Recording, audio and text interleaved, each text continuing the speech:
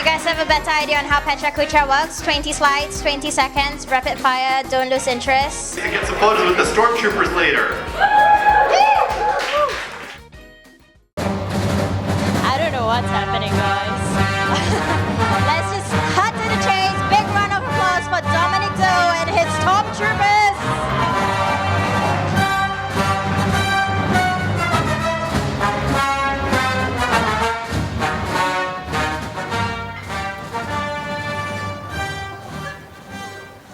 I can't top that last speech. Well, anyway, hello everybody. My name is Dominic Zou, and I'm here to tell you about the 501st Legion in Singapore, and the slides are off sync by 20 seconds.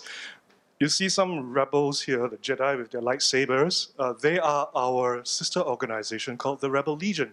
We troop together, we do a lot of things together, but yeah, we kind of separate.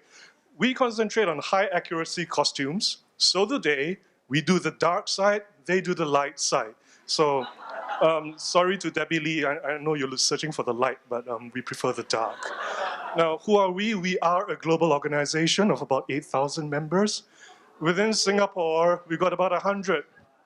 And we've got an active core of about maybe 20, 30 people. So this is a small event today. But who are we? What do we do? Do we get paid? Are we really so boliao? Well, let me just start with the basics. Charity is a very important motivation for us, and for some of our troopers, it's the only motivation. We use our costumes to raise funds and direct public donations to charities. Here, KK Hospital has recognized us and the Rebel Legion for directing $10,000 to them, but that's over 3 years. We came to an event to recognize us as donors. The minister was there, the food was served, we ate the food and said, "Bye-bye, minister, we're going next door to this boy's party." He was paralyzed, but he was a Star Wars fan. So we crashed his party, we put him in contact with Disney, who invited the whole family to watch the gala premiere of The Force Awakens. That's before the midnight show where people paid exorbitant prices for the tickets. We also put them in touch with Changi Airport. There's a bunch of us here. Vader is our cameraman today. And Changi gave him a private tour. Now, this is one form of charity. It doesn't involve money. It just puts a smile on the face of people. But there are other times when we collaborate with big organizations. They want to do something meaningful for their CSR. So they bring us along, you know, and here we managed to raise, in one event, $17,000. This is in collaboration with DBS. I don't know who can top that. Google. You got people here, right? Huh? There are other things we do. To promote the love of Star Wars and costuming, we do weddings, we go on TV, sometimes we do birthday parties as well.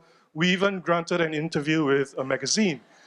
This magazine happens to be Men's Health. What's the relationship between Star Wars and Men's Health? Everything. This building here is a Singapore sandcrawler. Whatever I just told you was our normal way of doing things for many years, but things changed around 3 years ago. Disney bought Lucasfilm. In this building, you've got Lucasfilm, you've got ILM, you've also got Disney. And we have to work closely with them. Why? Disney owns Lucasfilm, Lucasfilm owns all the copyright and intellectual property in Star Wars. That's our logo. Our logo was placed in the movie The Force Awakens. If you have seen it, good for you. If you haven't, go watch it again, huh? So we are also like a subsidiary source of ad hoc paid talent for Disney when they have to do official stuff.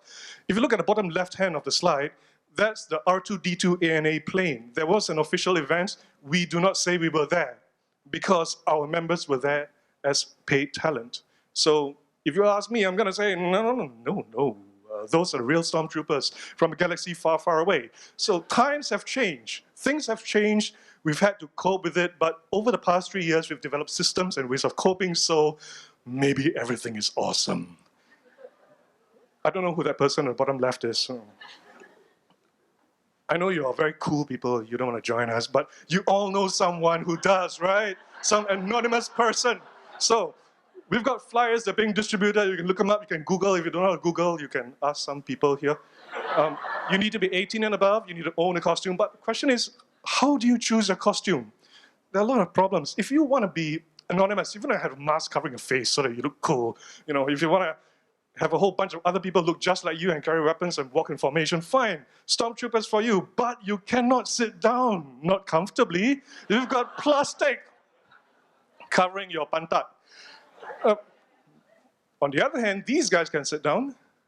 These are expanded universe characters. You know, they can sit down very easily, but most people don't know who they are. So if you're looking at the average member of the public, they may not know who Darth Revan is. The expanded universe character is very popular among geeks, but you know, people say, is that Mrs. Vader? So once you've chosen your costume, you've got to assemble it yourself. If yours is a very rare costume, good luck to you. Maybe you're really good, maybe you are a tailor.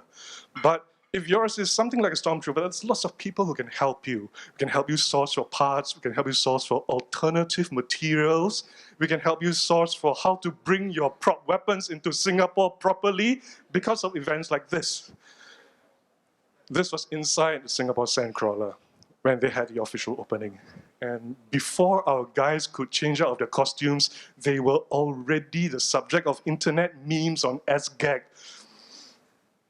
Now, this is another illustration of how we have to work with other stakeholders, because in the Changi Airport scenario, we had to bring prop weapons which very much look like real-world weapons into a secure environment, not just landside, but airside. And these are prop weapons inside Changi Airport. So at the end of the day, things have gotten a little bit complicated because Disney has fan engagement in Singapore, which Lucasfilm doesn't. So the profile of our events has changed, the nature of our work has gotten complicated, and we have to make sure we are worth more alive to them than dead. If you're a real Star Wars geek, you'll know that this quote that I just made was completely made up. Doesn't exist.